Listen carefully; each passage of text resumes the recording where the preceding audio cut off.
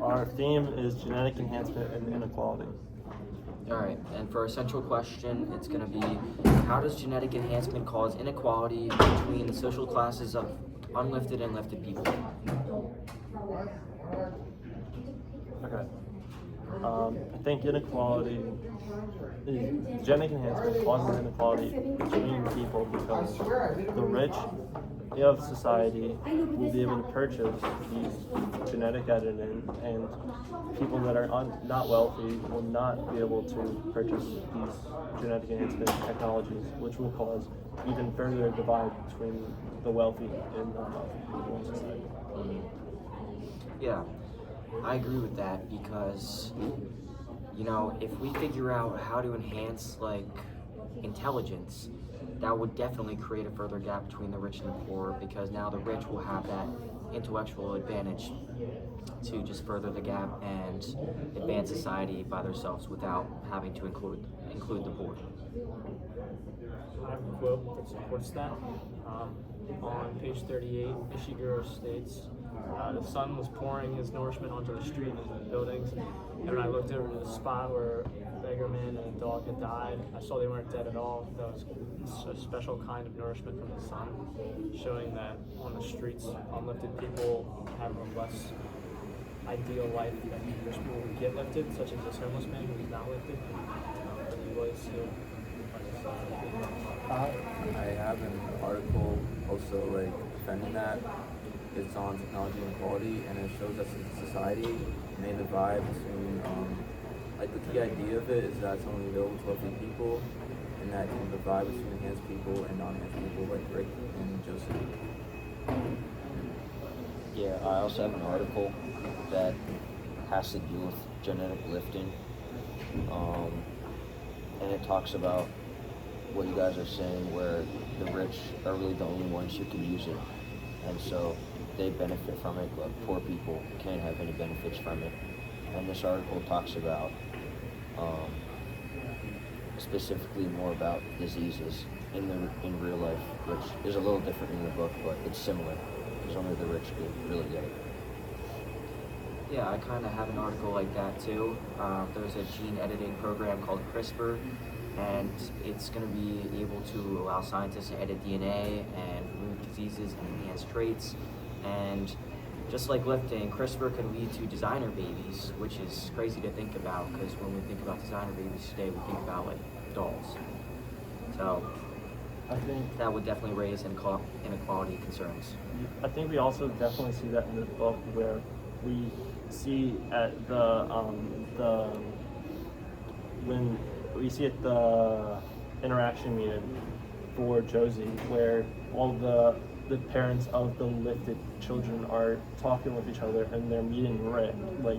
They say that he seems too bright too. It's such a shame the boy should have missed out. So they understand that he's not lifted, and they inherently think that it's the parents' fault for not lifting the children, even though there are major risks involved.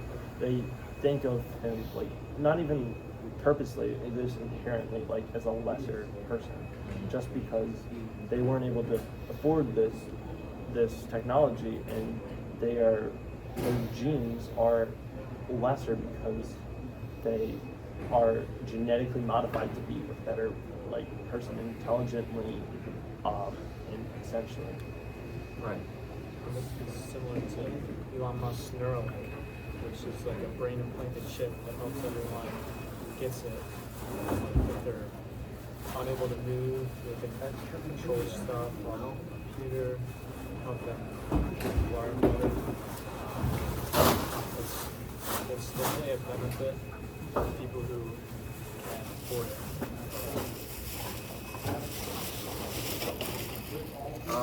I have a follow-up question to ask, if you guys are ready for that. Yeah. Is Josie's illness worth the advantages she gets from being lifted? So, I don't think they are. I don't think it is intended, because while there are definitely great benefits. Great perks, yeah. Yeah, there are very good benefits to using genetic modification in a person, but the fact is that the person you're genetically modifying doesn't have any say in the matter, and like because they're not born yet, and it's just morally wrong. Like what if, as we see in Josie has a genetic disorder as a result of the gene editing that causes her to become sick. Is it right that we can allow parents to choose for other people that aren't born yet? Like, they have no choice, and they have a genetic disorder that could definitely kill them, and they have no right over the matter, and I don't think that's morally right. All over the fact that they might want to enhance their looks or intelligence or just basic things like that, you can just let go. Those things don't need to be modified. I think we also see that like Rick is very smart without being lifted. Like people currently people are very smart. There's a bunch of smart people, intelligent people, good looking people today. Like you don't need genetic modification to have these qualities. And I feel like it only causes a further risk, and it also just causes more inequalities in society that we already have, and just furthers them. Yeah, I have a question. My only question would be, you're talking about that you think the risks of Josie getting lifted was a lot higher than the benefits, and I guess you're saying because she couldn't choose. But my question is, how would it be different if Josie's life was on the line and they knew they really couldn't save her except for using gene editing as a medicine, I guess? What do you think about that? I think in a case like that, it's acceptable. Yeah. Because obviously, there's going to be circumstances where you have to use that stuff, and it shouldn't be totally outlawed, but, just using it for that other stuff that we previously mentioned shouldn't happen. But to answer your question, which, could you repeat that? It was, if Josie was going to die, would you still use the gene editing? Yeah, then I think it's totally acceptable. Because even if you're editing genes when you shouldn't be, it's a better option than letting the person die. Yeah. I had an article that's kind of similar to this. It's called Genetic Enhancement and the Worse Off. So it's pretty much, it doesn't really talk about gene editing at all. It just talks about the effects of people that don't have the money and cannot afford genetic enhancement. Like we are saying that what if we can change this person to remove this genetic disorder? Is it fair that we allow only the wealthy to be able to do this when there are poor people that will have these genetic disorders that have no way to afford this? So is it right to allow some people to be able to use the genetic enhancement while others could use it and they don't have the opportunity because of their place in society? And this just goes back to this creates a very strong, rigid social structure between the rich and the poor, again. Yeah, and you can relate to that in a novel when Rick was rejected from college because he isn't lifted, so he doesn't have the intelligence that those lifted kids are able to achieve. And honestly, it shows a world merit where it doesn't matter as much as genetic status, which mirrors fear about inequality today. Going off what Colin said, obviously there will probably be like fundraisers and charities for these things, but not everyone would be able to be lucky enough to be paid for, or like if it's like fundraiser, not everyone's gonna get chosen. But then again, if the rich could somehow fund this for like specific diseases, then I think it could be a little bit more fair for the genetic enhancement and all that. I think this reminds me of something we're talking about in AP government, where as a society, we agree that everybody should have an equal opportunity at the start of life. Like, if you have something that can deny you, then it is right that you have something else that will help you become even with everybody else. Well, using genetic enhancement inherently creates a divide in society where some people will have the opportunity to be ahead of other people just because their parents could afford a treatment. And I don't think that we should be able to play God as a society and edit people to change their genetic DNA. Like, we shouldn't be able to have this opportunity. Yeah, I agree with all that. And I also have a question to build off what you said. And is it ever okay to use technology for a piece of movement, like with Klara? What do you say? Is it ever okay to use technology for a piece of movement, like Klara? I actually was looking at this earlier. I don't think we should be able to, because it's pretty much removing like individuality. Like, if you can be replaced by an artificial intelligence, then is there really a point to live in life? Like, because this is the entire point with Mr. Capaldi. Like, he's saying there's nothing that in a human body that inherently makes that person. Like, that's what he was saying the entire time. Like, is there a point to having successes in life and having failures in life if you can just be replaced once you die? Like, I don't think you should be able to have that choice. Well, I would kind of argue that basically from some people's view on the world, that's going to happen pretty much anyway. Like, you're going to try to get success and failure, and then you're going to get replaced anyway. That was just one thought I was going to do. Whether technology replaces you, or I'm just saying on how some people view the world.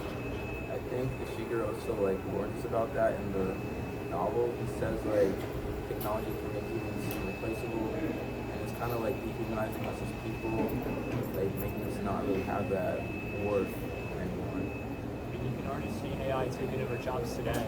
There's plenty of jobs that people are running out of and replacing AI. I wanted to ask you, David, what do you think about that? What do you think about AI taking over jobs today? Yeah, it's kind of like scary, especially for the people in like computer fields, like engineering, stuff like that. Hopefully I don't have to worry about anything like that, but Yeah, especially since technology can't really replace us, in my opinion, because technology doesn't have like a theoretical soul or even any emotions. So technology, I don't know, I guess it could be more all-knowing than us and smarter, but it could never replicate the emotions and journey that humans are able to take throughout their life. All right, I want to pivot here. I have one question. Are the successes of lifted children actually meaningful because of the major changes that they've had to help them before they're even born? And do they actually earn their successes in life? So I think that could depend. I think there could be some lifted kids that still aren't motivated to do much, and I think maybe they wouldn't achieve much even if they are lifted. But I think the kids that really set their mind to it, who are genetically lifted, could achieve some great things and make some new discoveries, and I think that would still carry some weight. Like, I would still count that as a huge achievement, you know? But that being said, I wouldn't regard them as high as a regular human without being lifted, who was able to achieve that just because, you know, they're solving all that math, and, you know, we're assuming it's in some sort of math course, like physics, but they're doing all that stuff without any genetic enhancements. Yeah, good point. Yep.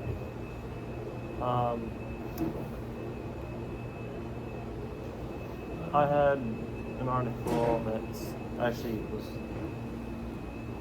that was talking about the differences between social classes. Just to bring it back to that, I think it talks about how genetic editing would cause like differences, like it would affect some people more than others, because inherently some people are more motivated, like you're talking about, than others. And I think that like if you were already set up at the start of your life, like, is there any motivation to do more?